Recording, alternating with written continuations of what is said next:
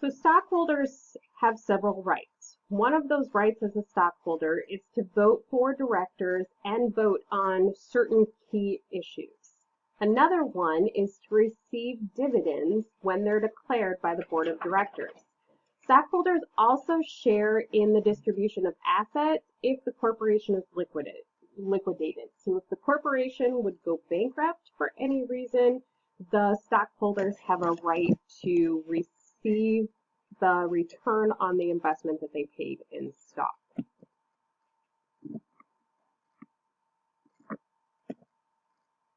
The board of directors, they set corporate policies, protect the interests of the stockholders, they hire senior management and set their salaries. They also declare dividends if they should decide to have dividends, and they review the findings of the audits and financial results. So outside directors have become very popular in the most recent years, and these are individuals who aren't involved in the corporation and bring an independent perspective to the board.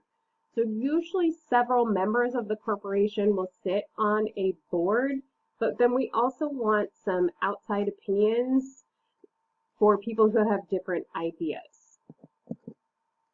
We have two main types of corporate officers, one being the CEO and one being the CFO. So both of these officers are appointed by the board of directors. Their salary is set by the board of directors, and then they can also be fired by the board of directors.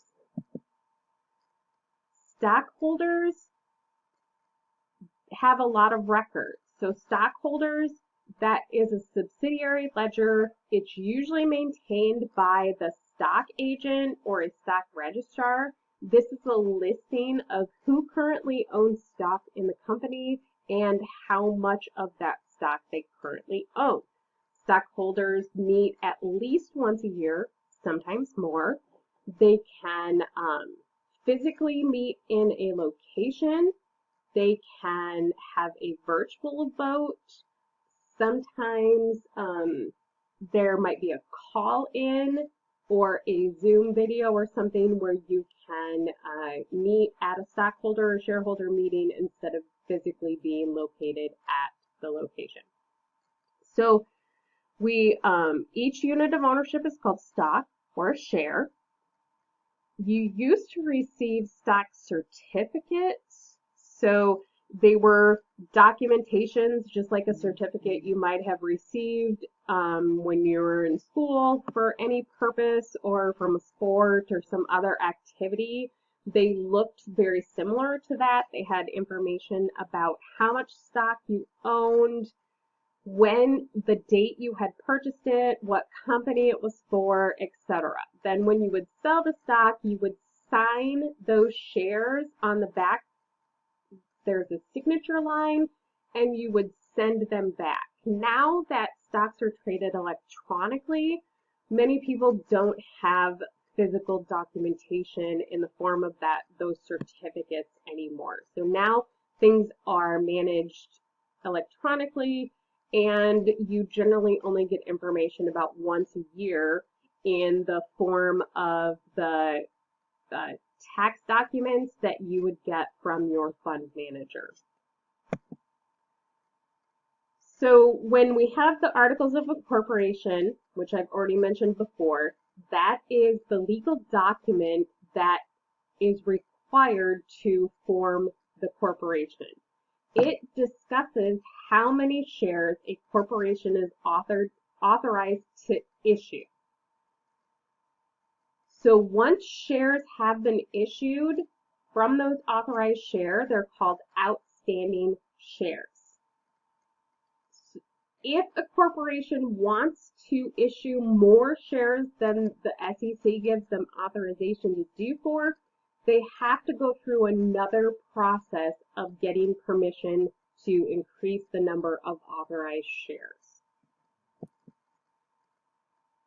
The price that stock gets sold for depends on many things. One is the expected future earnings of the company. any expected future dividend payouts, the current state of the market, what current or similar companies are trading for, the current financial strength of the company, and even the industry that the company is in for. So if the corporation asks for too much as their original selling price, they might not find people who are interested in purchasing those shares. The par value is the stated value of the stock. This is recorded as our equity capital. It's generally set at a very small amount. The most popular par value for a corporation to use is $1.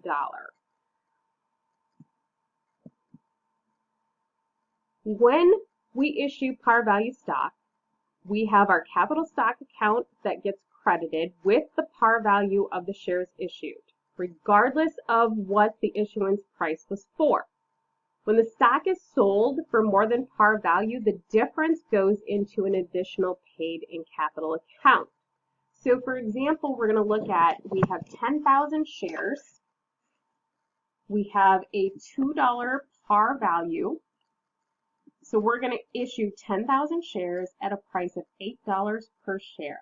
These shares have a $2 par value as set by the corporation at the time of sale. We would debit cash for the entire amount. 10,000 shares times $8 per share is $80,000. That's how much cash the corporation receives. We would record our capital stock at the amount of par value. If we set the amount of par value at $2 per share, then our capital stock is $20,000 for 10,000 shares. Then we have an account called additional paid-in capital. This is whatever amount we receive over our par value when we sell the stock. So our additional paid-in capital for this sale is $60,000.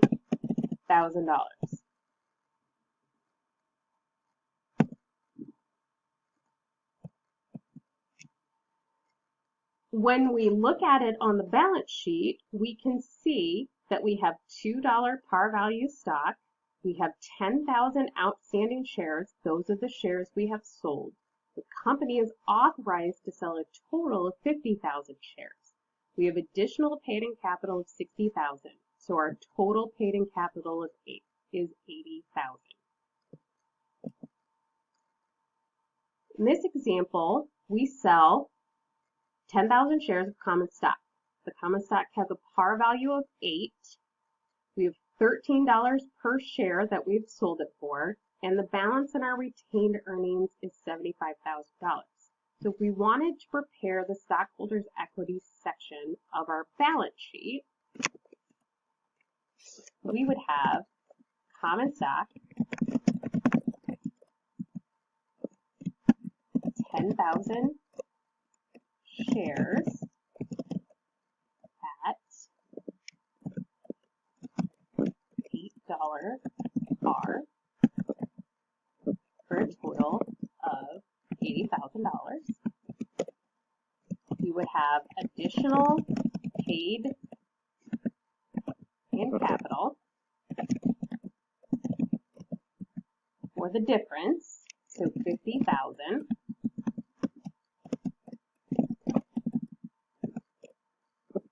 And then we would have our retained earnings of $75,000,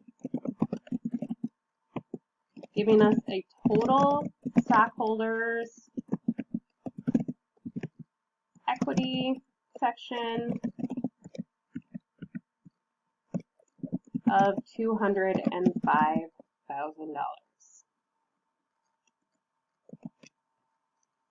We can have no par value stock. So if we have no par stock value, then the entire issue price is credited to the capital stock account. This is very rare though. Normally the par amount is just set at $1.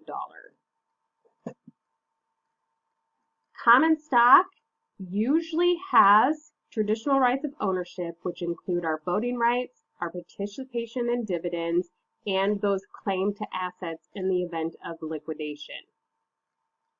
It's the basic type of stock issued by every corporation. Some corporations have additional kinds of stock that we will talk about in the next